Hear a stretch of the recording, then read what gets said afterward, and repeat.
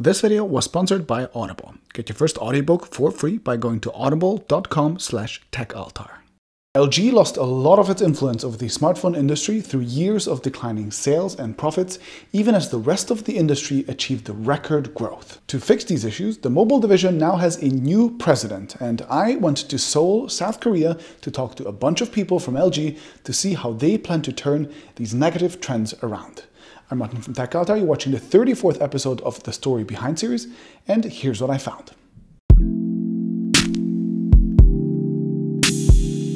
Okay, before we start with the strategy, I really have to put LG's phones into context a little, because I think we smartphone enthusiasts fundamentally get its scale wrong. LG smartphones make up about 80 to 90% of LG's mobile communications business unit. The rest is mostly audio products, wearables, and accessories. This is one of 5 business units in a company called LG Electronics, and last quarter it was responsible for about 18% of its revenue. Most of LG Electronics' revenue comes from home appliances like fridges, washing machines, and TVs, but they also sell things like vehicle components. And then LG Electronics is only one of many companies under the LG Corporation umbrella, although it is the largest one with about 40 to 50% of the revenues. So overall, smartphones only make up somewhere between 5 to 9% of the total revenue of the giant conglomerate known as LG Corporation. Geographically, LG's 2 most important markets by far are North America and South Korea.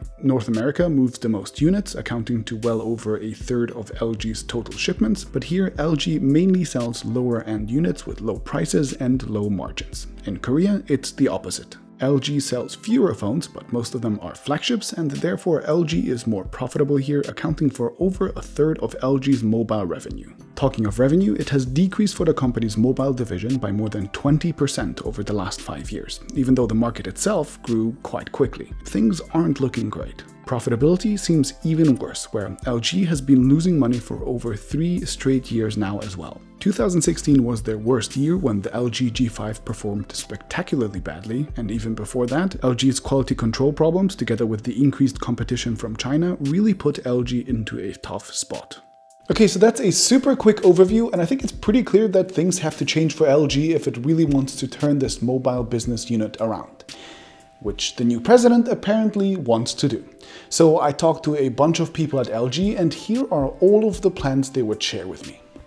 Starting with products, there are 2 clear directions. One is a return focus on the basics, which they defined as ABCD: audio, battery, camera, and displays. LG will apparently stop focusing on being the first to bring random risky technologies to market, like modular designs or curved screens, which LG has done quite often in the past, and will instead simply make sure that LG phones perform well in these core areas.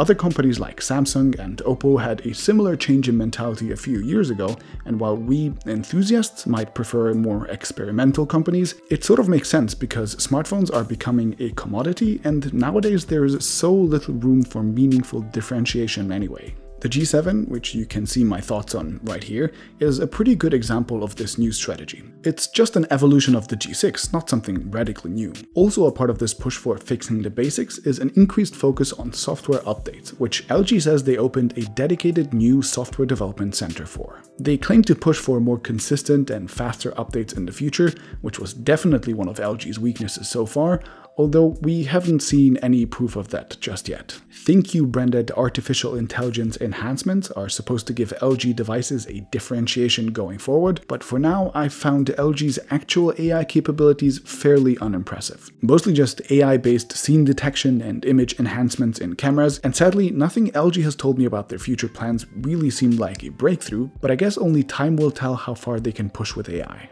In terms of marketing, LG told me that the promotional budget of LG Electronics as a whole was mostly focused on promoting OLED and 4K LG TVs, but since they have gained enough market share in those categories, they will start prioritizing mobile phones this year.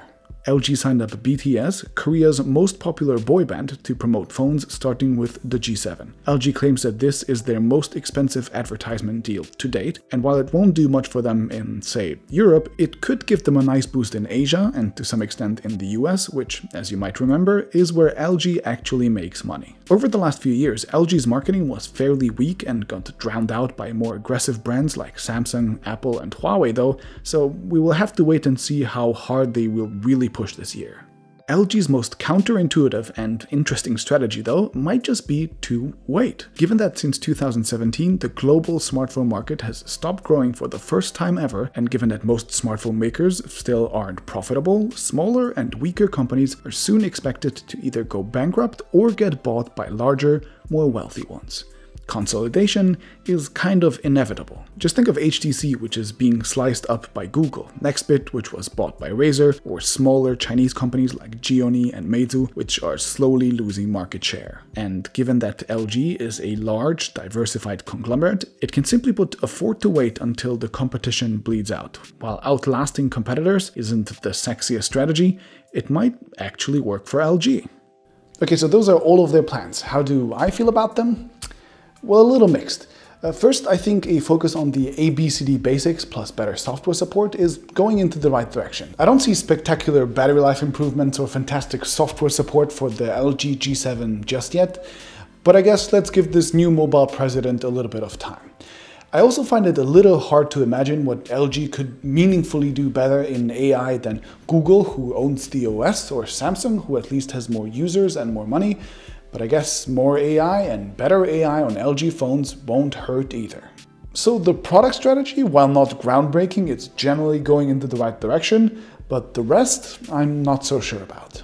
See, a good place for a brand to be is either on the premium end, like Samsung and Apple, or on the value end, like OnePlus and Xiaomi.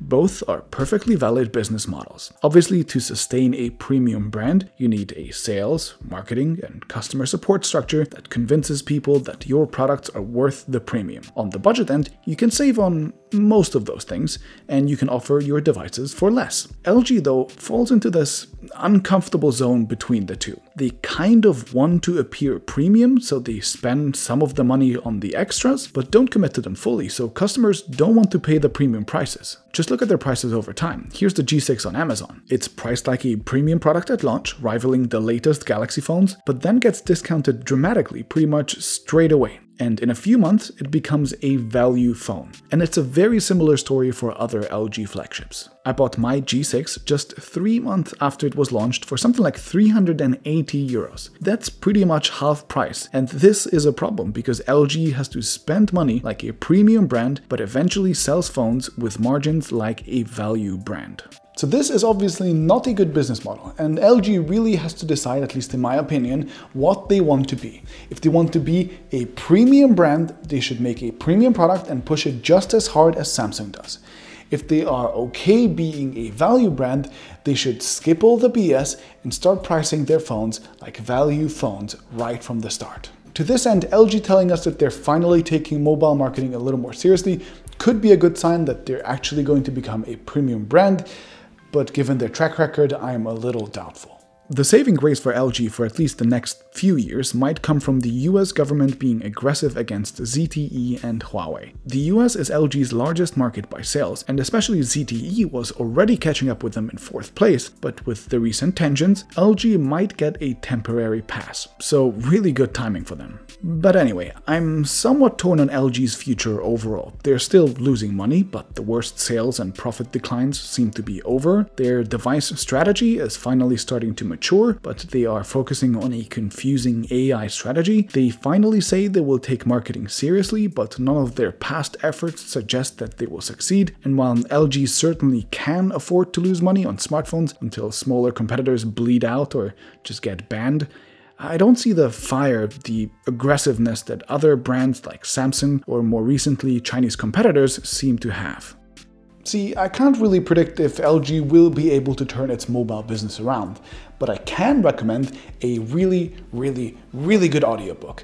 The Malazan Book of the Fallen is my absolute favorite audiobook ever, and if you like epic stories like The Lord of the Rings or the Game of Thrones series, then I think you will absolutely love this one. You can get this book or any other one from Audible's unmatched catalog for free with a 30-day trial membership by going to audible.com/TechAltar. That way, you also let them know that I sent you and you help my show. With the membership, you get 1 credit for any audiobook in the catalog, which if you didn't like, you can return in exchange for another one. And if you did like, you can keep even after you cancel your membership. So go to audible.com/TechAltar or text TechAltar to 500 500 to get your first audiobook for free and to support my channel.